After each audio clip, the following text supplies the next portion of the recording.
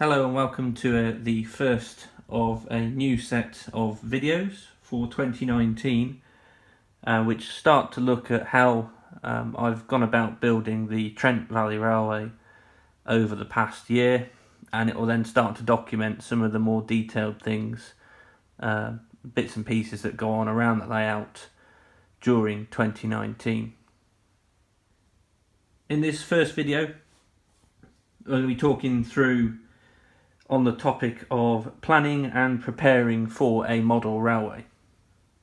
Over the very early stages of 2018, between around about January and March, before I started to put videos back onto YouTube for the Trent Valley Railway, I spent a lot of time thinking about what I might want to do with a new model railway, thinking about where to put the model railway, and very much preparing what is the railway now in the garage of where I now live,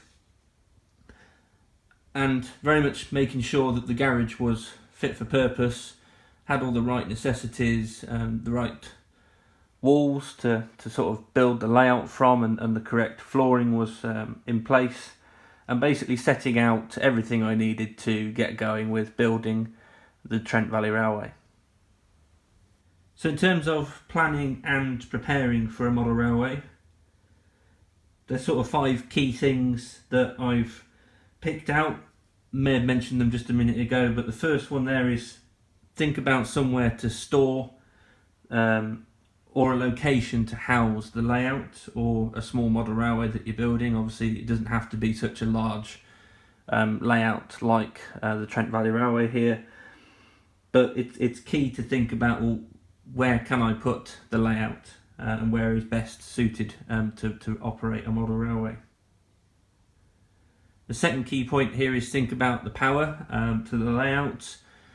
What type of system might you be using? Are you using an old analog DC controller, or are you going to be using digital command control, which is DCC? The choice is obviously yours. The next sort of key items here are fundamental really to a model railway. First of all, you need track. You need the track to run the trains, and that then basically rolls over into the trains. You need trains to run on the track. The last key point in terms of planning and preparing is you may have an idea. Now, an idea is great, but it might not turn out to be the final idea. Ideas change over time, but it's good to start with an idea. You can plan it out, prepare it, and then see where it takes you as you sort of construct the layout going forwards.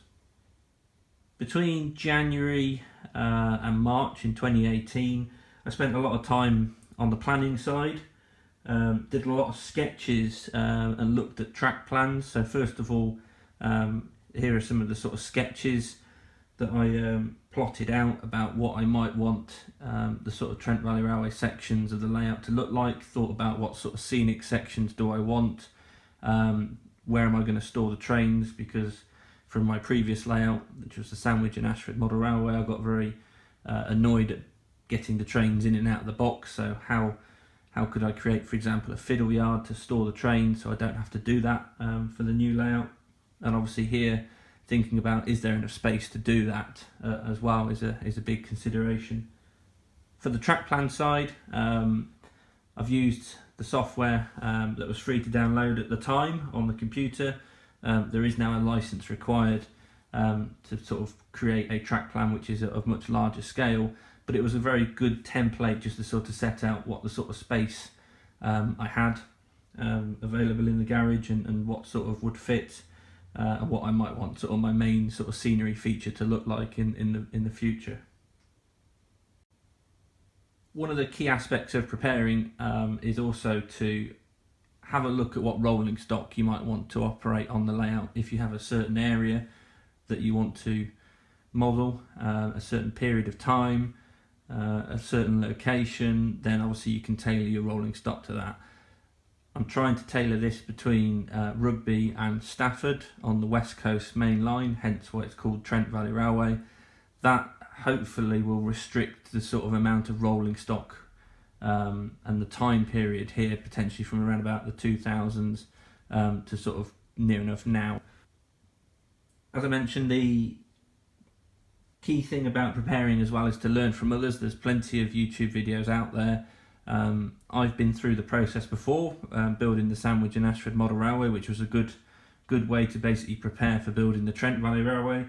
But I'll put a link in the description to show at the home page on my channel, which has sort of my top 10 model railway channels on YouTube, which is where I mainly get my inspiration from. So take a look at that, and there's some good content out there for all different types of how to build model railways.